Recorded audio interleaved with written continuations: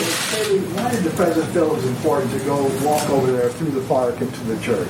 It was extremely important. Look, the president wanted to send a very powerful message that we will not be overcome by looting, by rioting, by burning. This is not what defines America. And going and standing by St. John's Church was a very important moment. And I would note that through all of time, we've seen presidents and leaders across the world who have had leadership moments and very powerful symbols that were important for a nation to see at any given time to show a message of resilience and determination. Like Churchill, we saw him inspecting the bombing damage. It sent a powerful message of leadership to the British people. And George W. Bush throwing out the ceremonial first pitch after 9/11. And Jimmy Carter putting on a sweater to encourage energy savings. And George H.W. Bush signing the Americans with Disabilities Act, flanked by 2 disabled Americans. And for this president, it was powerful and important to send a message that the rioters, the looters, the anarchists, they will not prevail, that burning churches are not what America's about. And that moment, holding the Bible up, is something that has been widely hailed by Franklin Graham and others.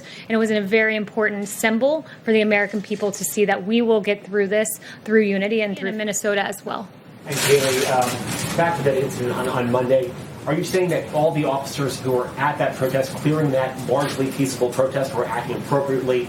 There were well-documented incidents of one case, one member of law enforcement bashing a camera of an Australian journalist. This isn't about the journalists. This is about the other peaceful protesters there as well. Did every officer in that protest, was that protest cleared in a way that the White House believes was entirely appropriate? So that should be the model for the rest of the country. I think U.S. Park Services, when having bricks thrown at them and frozen water bottles, had the right to act. They acted with the appropriate level of force to protect themselves and to protect the average citizenry and to protect the peaceful protesters who were among them as well. Kristen. They were protecting the peaceful protesters by firing various chemical agents and walking through them with batons. Well, it wasn't tear gas, I would note, and what they used was a way to target those who were being violent.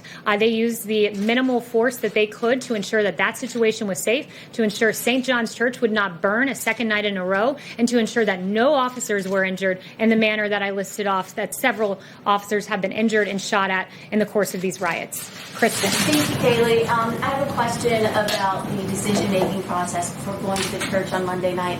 The president said on Fox Radio this morning that he never told anyone to push the protesters out. The defense secretary, he said something similar. So who at the White House did know, or was this a unilateral decision by the Attorney General? The Attorney General decided that morning to expand the perimeter, and that was a decision made long before the church discussion was ever under consideration. When the president gives an order, people act. It's not as if he's walked through each and every detail of how a plan goes about. He says, I want to go to the church.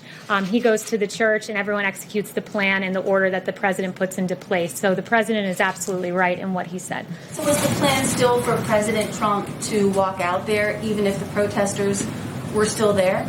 You know, I'm not aware of the determinations that Secret Service had as they arranged for the president to walk out there, but I would just note again that the decision to expand the perimeter was a decision made in the morning by Attorney General Barr. Okay.